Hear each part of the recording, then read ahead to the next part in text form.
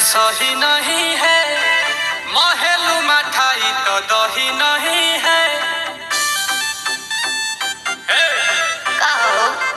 लागे मिजाज आज सही नहीं है, महलू मठाई तो दही नहीं है। पानी में चीनी कैसे घोले राजा जी, घोले राजा जी।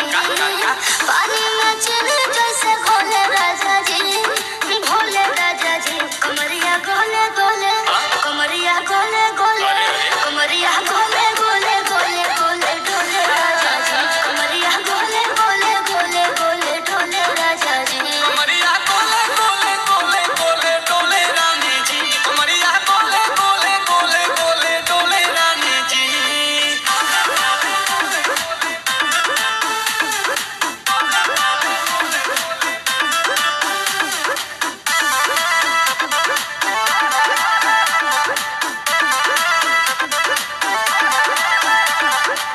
लागलू ऐठे आ कोहरा में बैठे, करे करे जा धक्का धक।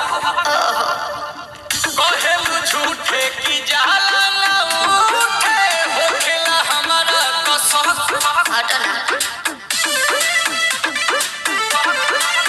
सुनो ना ये जी सैया, दवा हमरे जी सैया। फटाफट ला दो जाके ओ मेरे ले जी सैया। बातें तू मीठी मीठी बोले राजा जी, बोले राजा जी। बातें तू मीठी मीठी बोले राजा जी, बोले राजा जी। कमरिया गोले गोले, कमरिया गोले गोले, कमरिया गोले गोले गोले गोले डोले राजा जी। कमरिया गोले गोले गोले गोले डोले राजा जी। कमरिया गोले गोले गोले गोले डोले रानी जी, कमरिया गोले गोले गोले गोले डोले रानी जी।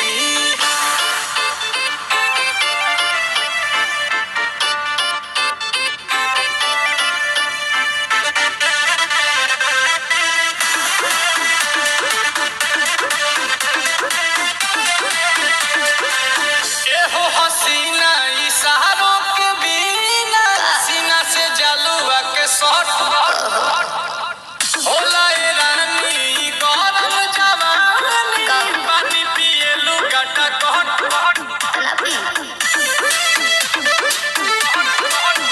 या कमरे में चलो, जरा सा मोहब्बत मानो। तुम हो सीधे साधे, मैं हूँ छम कुछ लो।